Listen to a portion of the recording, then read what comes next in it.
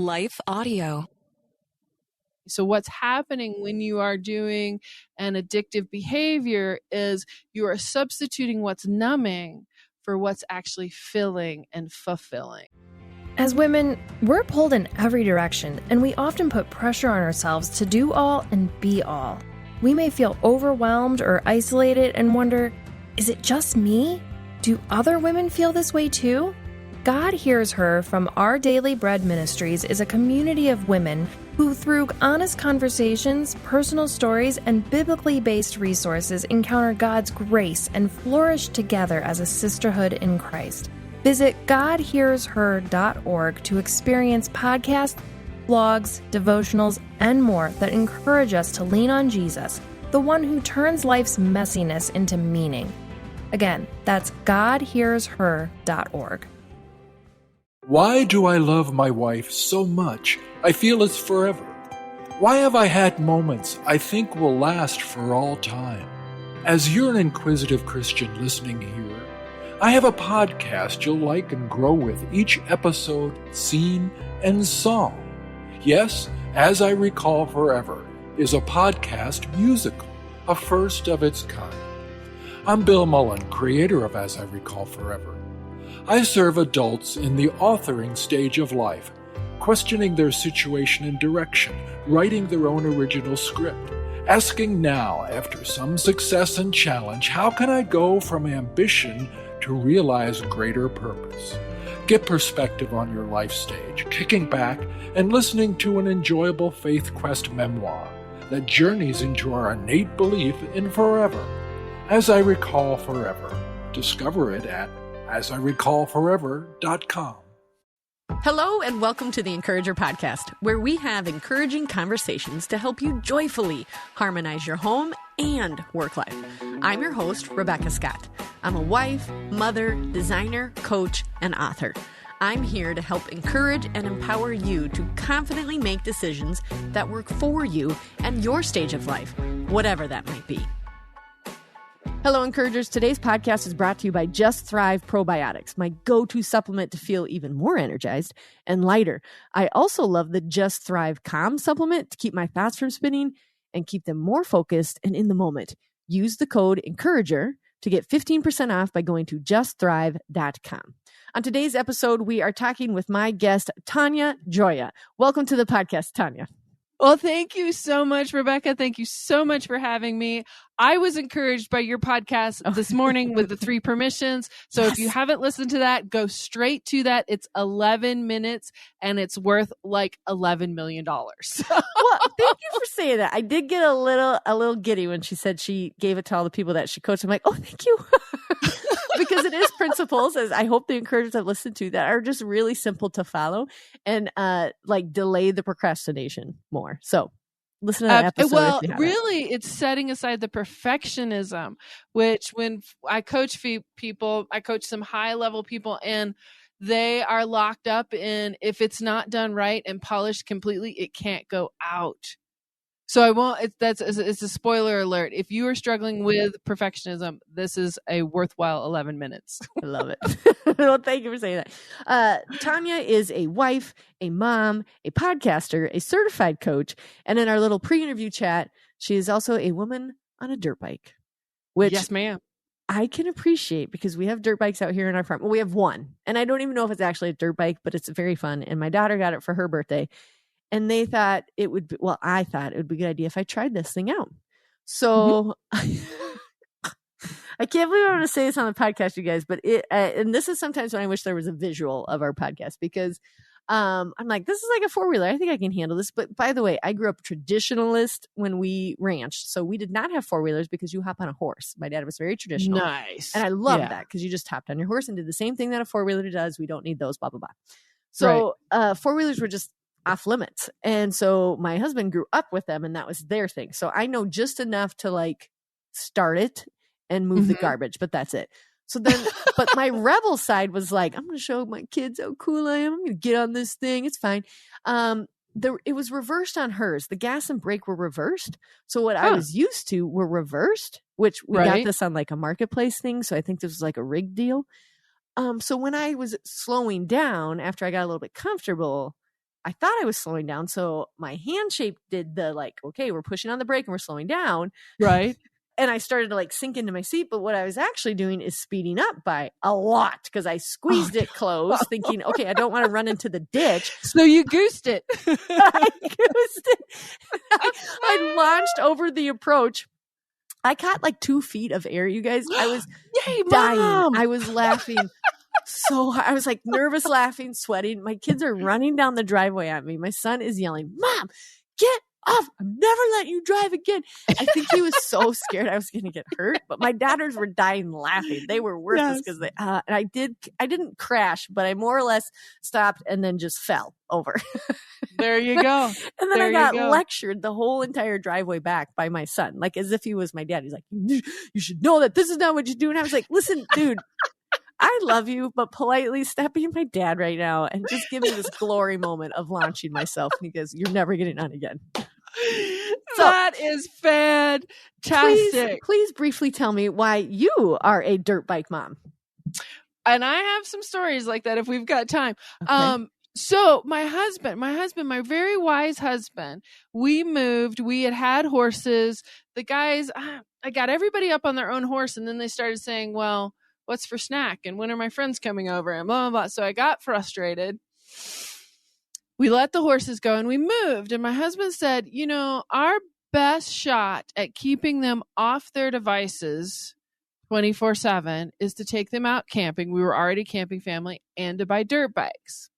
So many, many thousands later, we all have dirt bikes. We all are going camping, but our little 14x7 camper, we have to double haul. We have to haul one set out, and then we haul the bikes out separate from that because we couldn't haul them all together. Then everybody got to be 6 foot.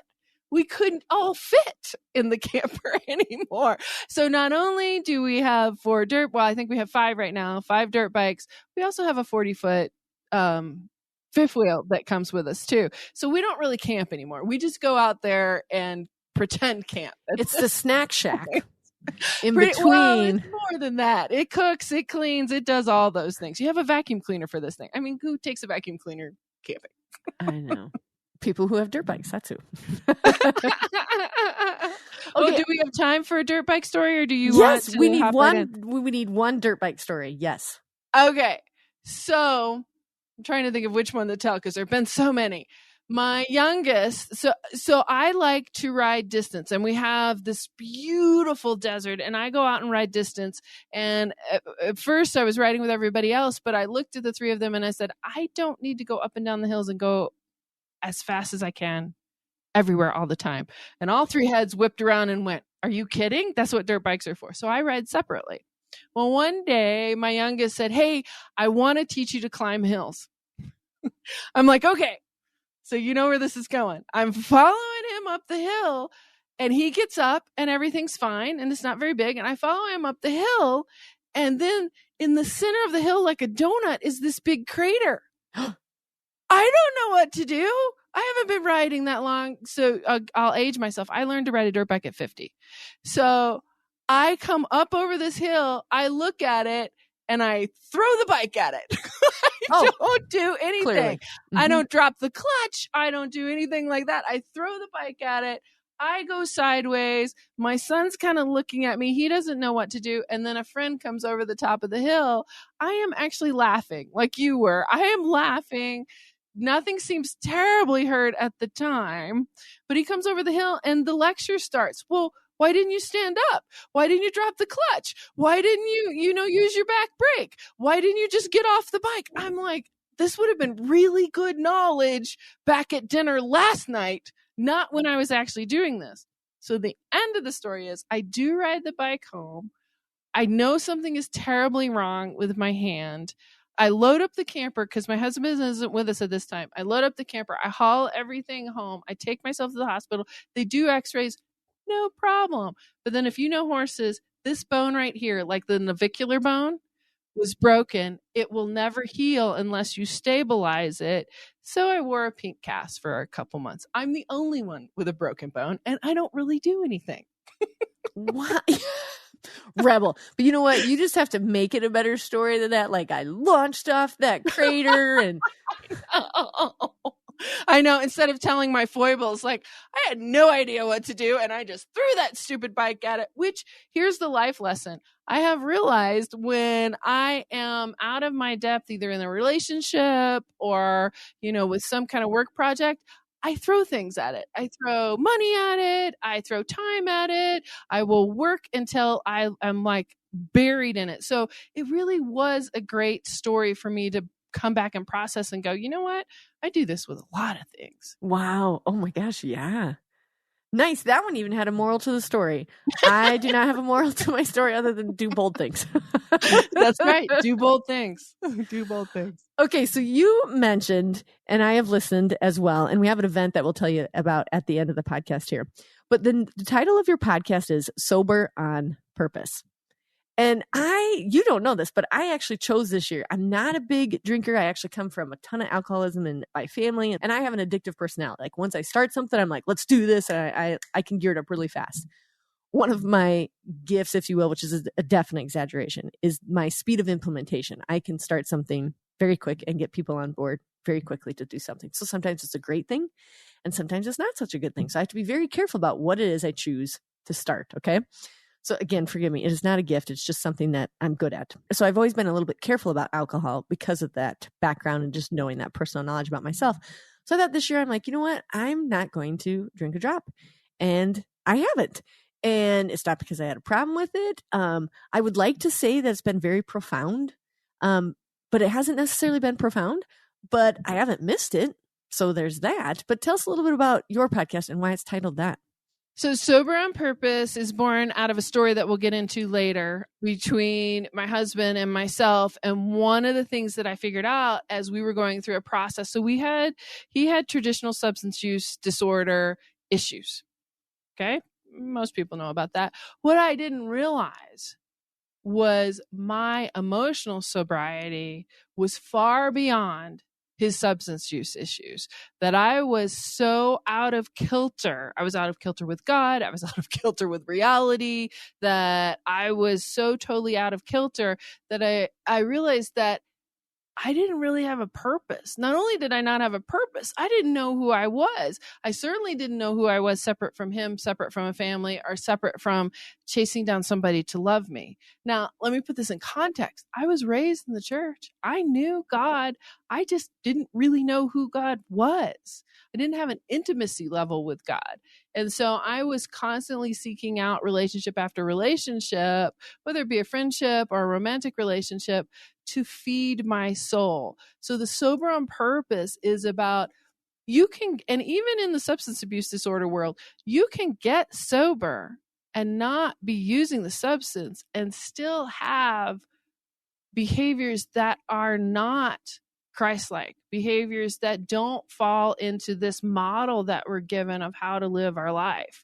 And that's where Sober on Purpose came from. It's about emotional sobriety. It's about living for his purpose. It's about being in the will. So it isn't about the sense we get so caught up in, okay, if I give up alcohol, then I'm sober. Well, I hate to tell you, a lot of people just addiction switch.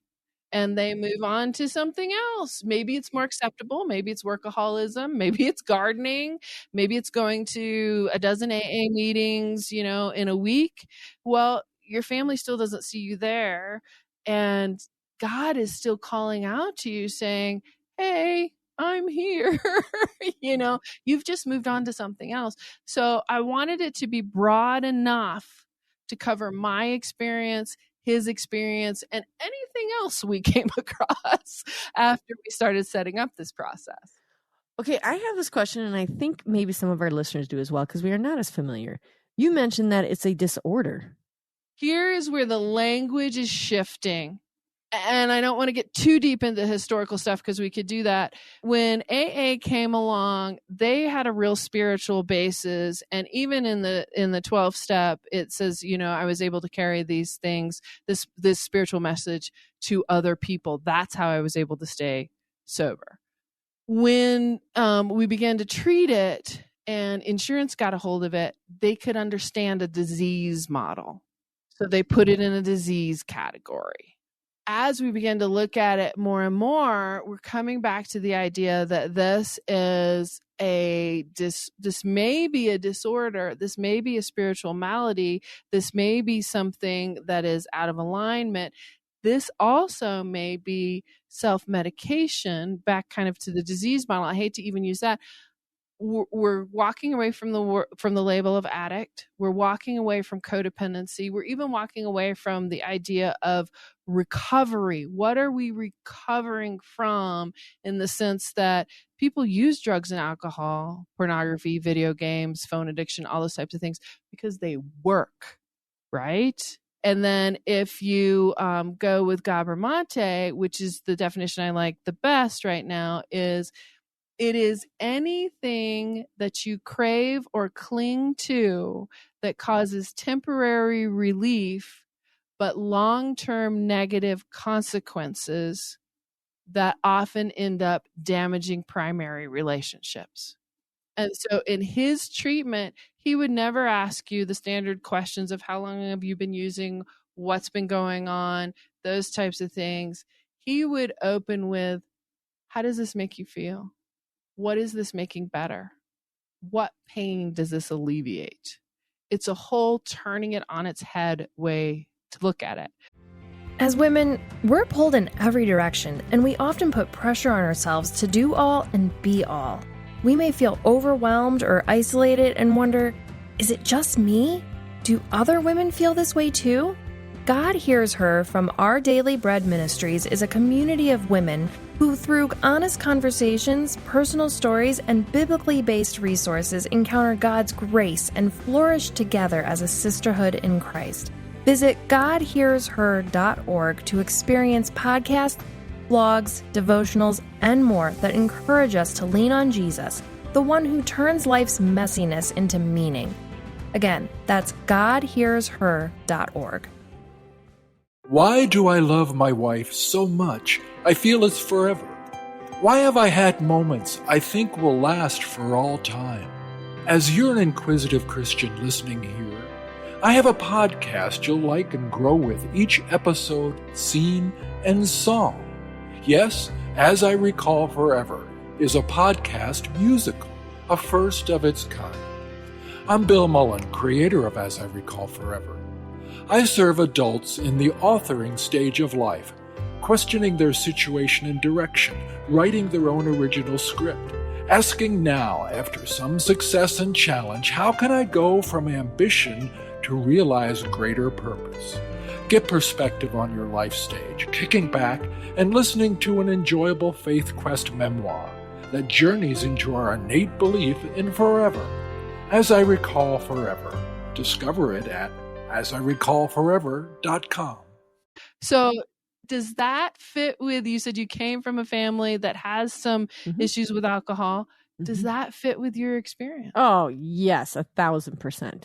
Well, I could go totally off on how our prisons are overcrowded because they're just self-medicating. It's not that everybody belongs in prison for like addictions. I'm like, we have got to get to the bottom of this. So I will not go there until I have an expert guest to help me walk through why our prisons are overrun. But anyways, yes, that definitely tracks. They were avoiding feelings or experiences or tragedies, very little tools to work through them. Yes. And so you don't have to have a substance.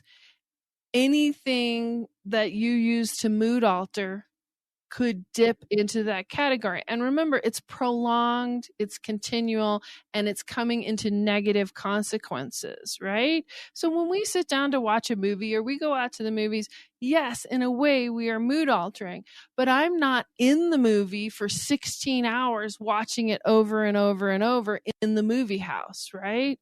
But I can do that on my Netflix. I can binge all weekend, not take care of my kids, not show up at church, not do the things that I know that are good for me. So what's happening when you are doing an addictive behavior is you are substituting what's numbing for what's actually filling and fulfilling.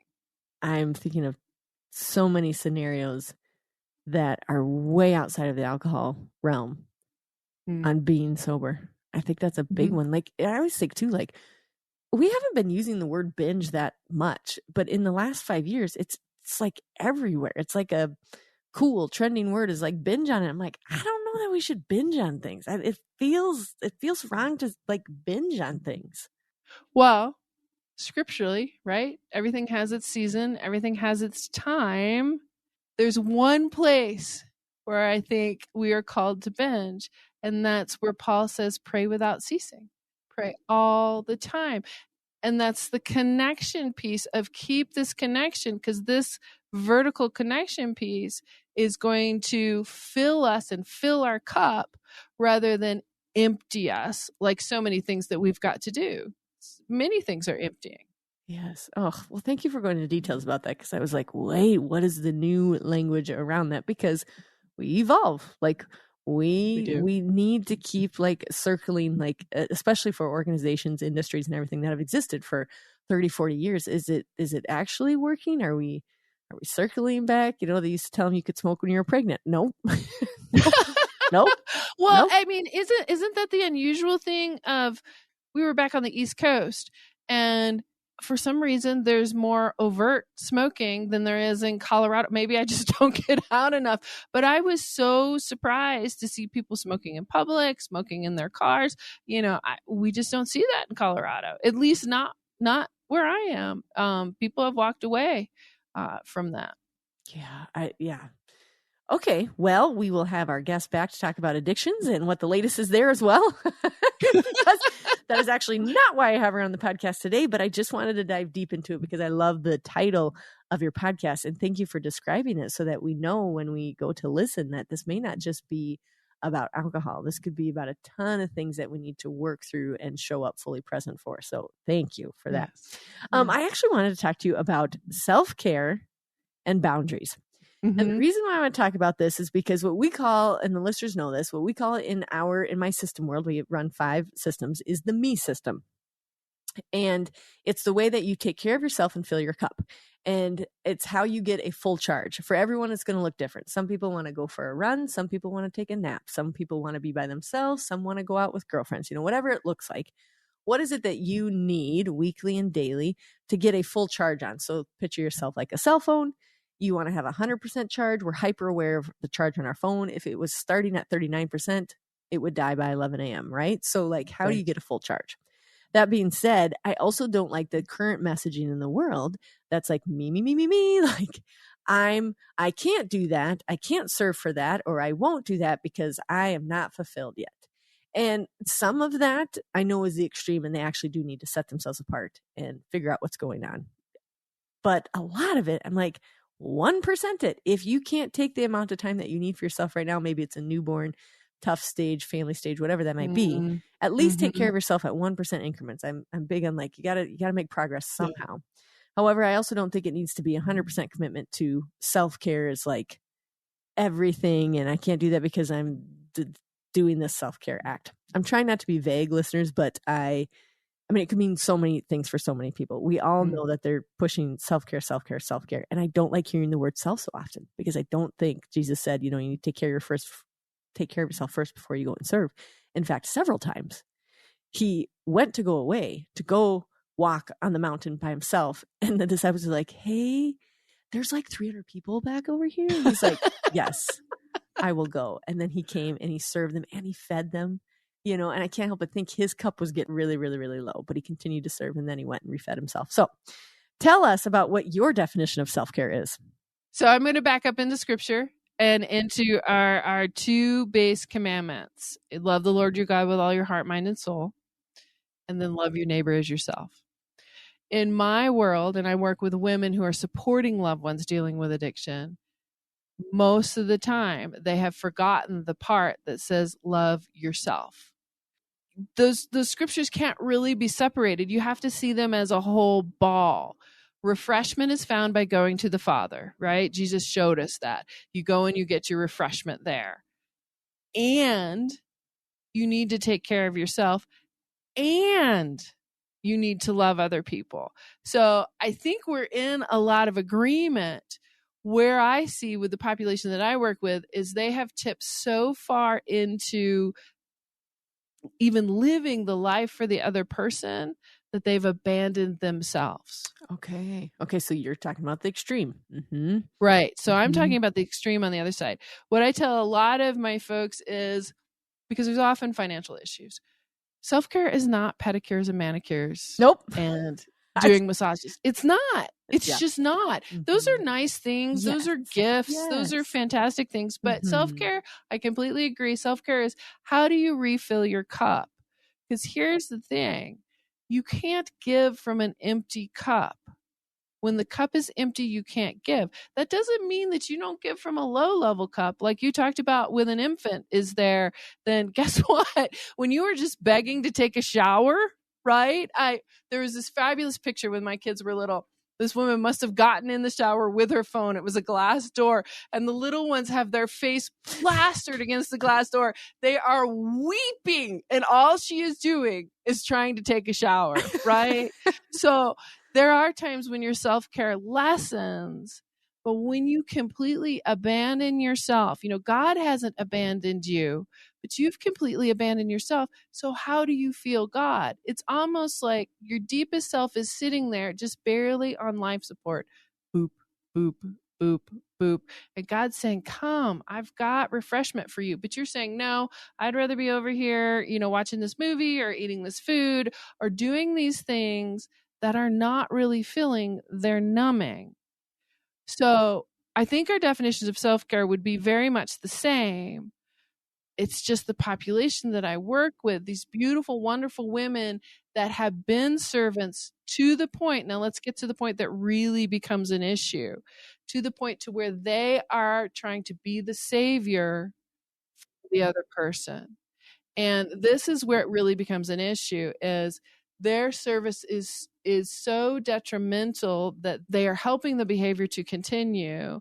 And here's where God is, you just kind of got to twitch at him sometimes. He's like, look, if I can move you out of the way, I can get to them. But as long as you stay in the way and keep playing God for them, I can't get to them. So that's the shift in looking at that self-care. And what I'm looking at is, if you are doing everything for everybody to the point where your battery is at 1%, you're doing too much. I've really struggled with fasting. What does fasting look like? When do you fast? Do you do it when you choose because you think you want something and God's a Coke machine? Or do you wait until you're called into fasting? So with self-care, I think we have a level we need to keep up. Also, we need to be really attuned to what God is saying. Do I need to take care of that for that other person? Do I need to serve over here with the junior high group at church just because nobody else is doing it? Where are you calling me to be? Rather than, we've got an ego level there that, hey, I'll get a lot of pats on the back if I take over this junior high Sunday school class. Or, if I rescue this person, then I won't be hurt. So it really boils down to not trusting that God can manage, and God can say, hey, child, it's time to come away with me. It's time to take a weekend and rest with me. Mm-hmm. So that fulfillment piece of, I can't serve until I'm fulfilled, I would call untruth on that. I think God, and I just did a study on Esther, which was a Beth Moore Bible study. And Esther, if you know the story, she has become the wife of the king. And she is a Jew. He doesn't know she's a Jew. And the people are going to be in jeopardy if somebody doesn't do something about it. And so her uncle comes to her and says, you are the one. And she's like, sorry, dude. The king hasn't called for me in 30 days. It's been 5 years. I'm probably out of favor. He probably doesn't want to see me anymore. And you know what? I'm having a personal crisis here. I'm being pushed aside. This is not good timing. And you know what? If I go in there, I could die. If he doesn't lower his scepter, I could die. And he says, you know what? If you don't do this, God will raise up somebody else. You're being called to do it. And I hear you that you've got a crisis. You're being called to do it. I'm beginning to believe at this stage of my life that some of our greatest work comes when maybe things are not going as well in the family. Maybe things are not going as well at work, but God has definitely called us, like that Bible study, which was nowhere near the crisis Esther had, called us to step out and do something. This isn't me filling my ego. This is me listening to God and him saying, I need you to serve here, and me going, okay, if I'm going to serve here, you have to make it happen. He made the books happen. He made the women show up. He made the time for that to happen.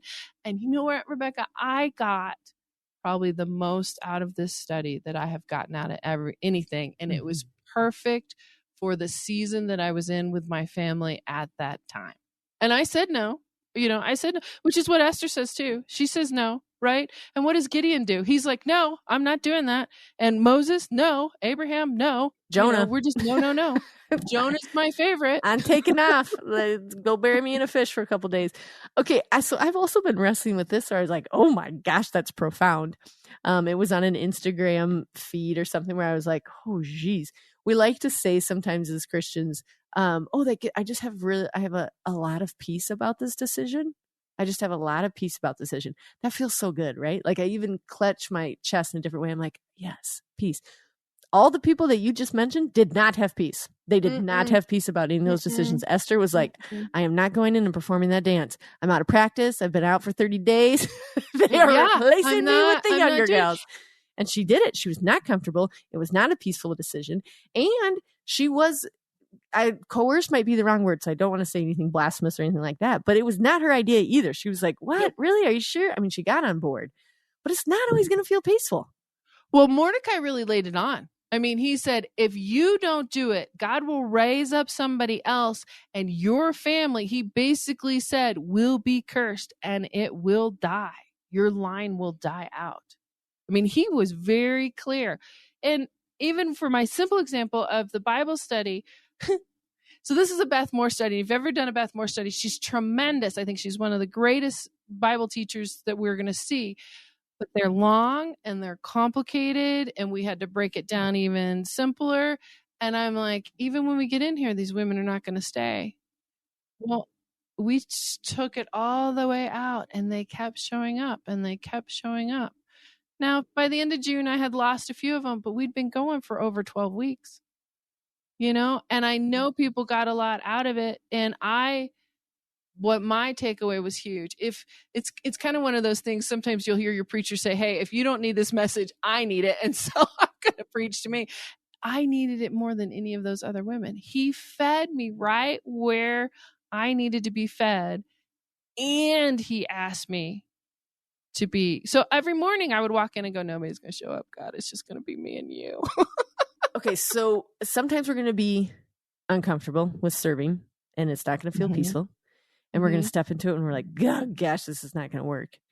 And then other times, like you mentioned, we do need a weekend of peace, and we need to step aside so that we can take on some self-care. How do we know which prompting to follow?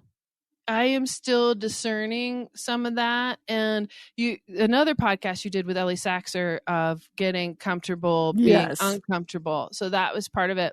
With our cult of busyness, and as Mark John Comer says in The Ruthless Elimination of Hurry. Love it. Love this book. We get to a point where when we slow down, we're like, oh my gosh, I can't live with my thoughts. I can't live with myself. I don't know how to take this weekend.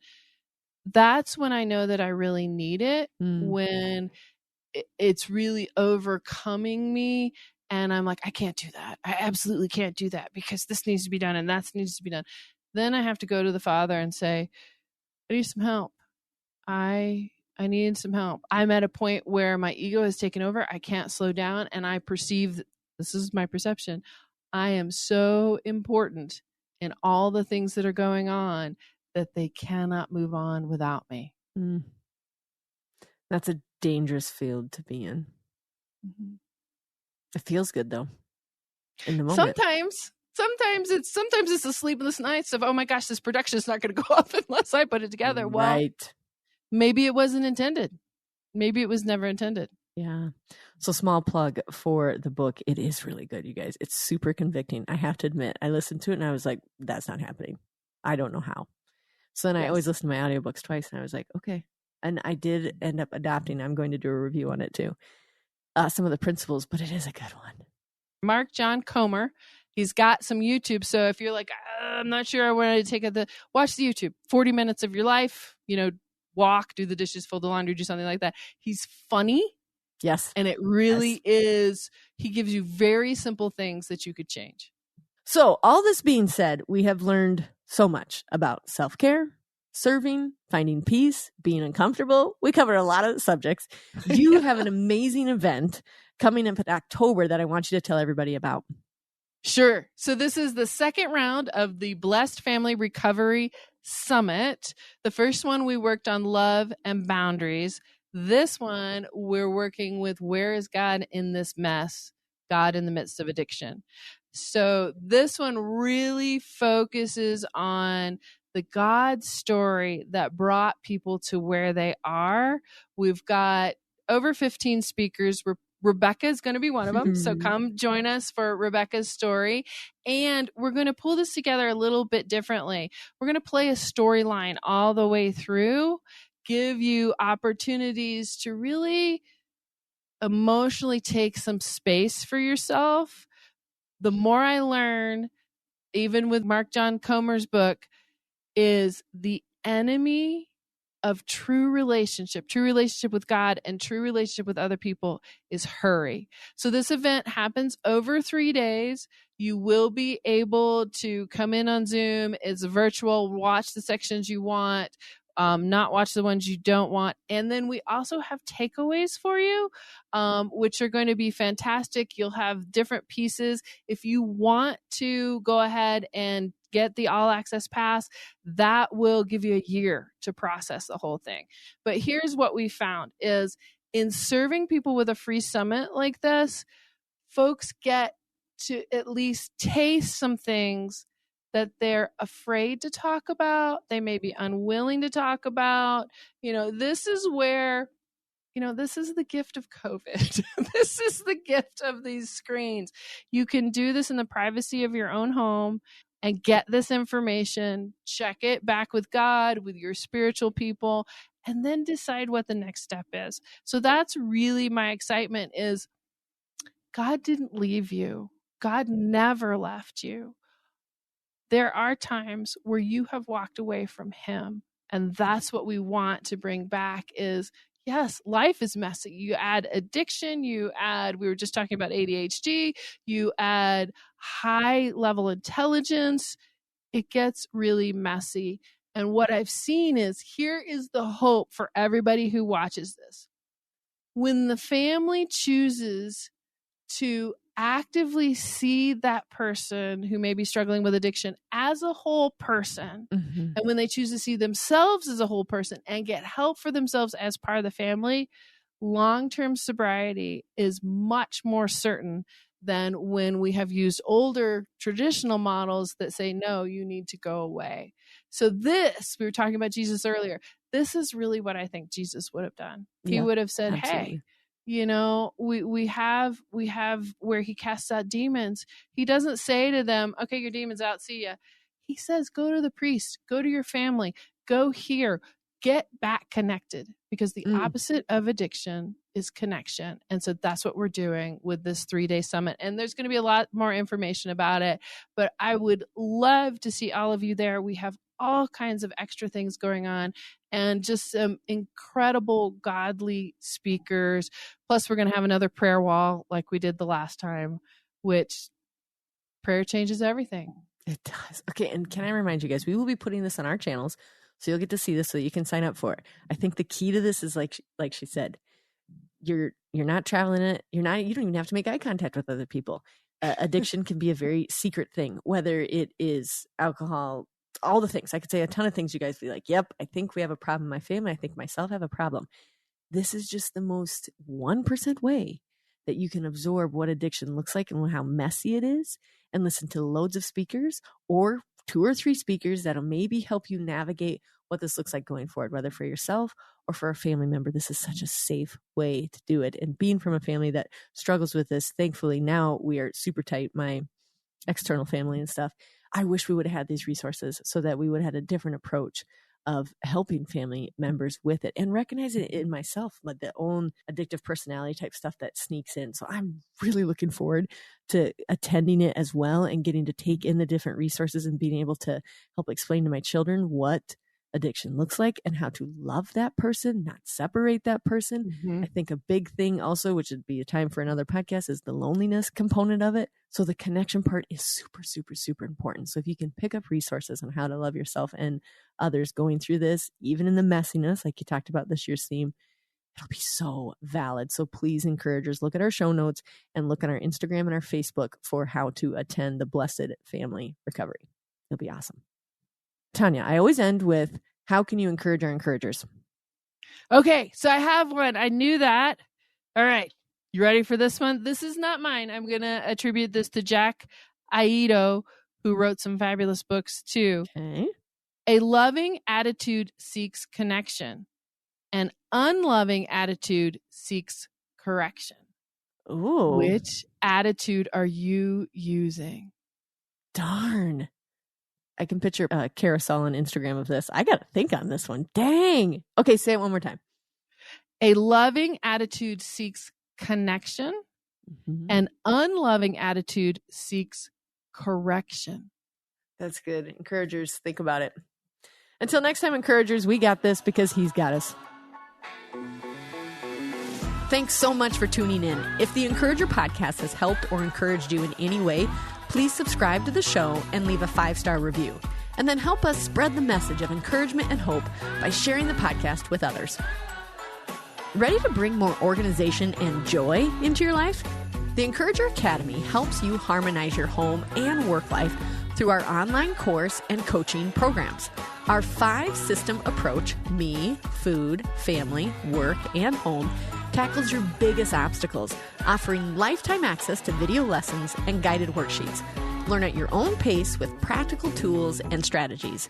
Enroll now at encourageracademy.com and use code WeGotThis for $50 off.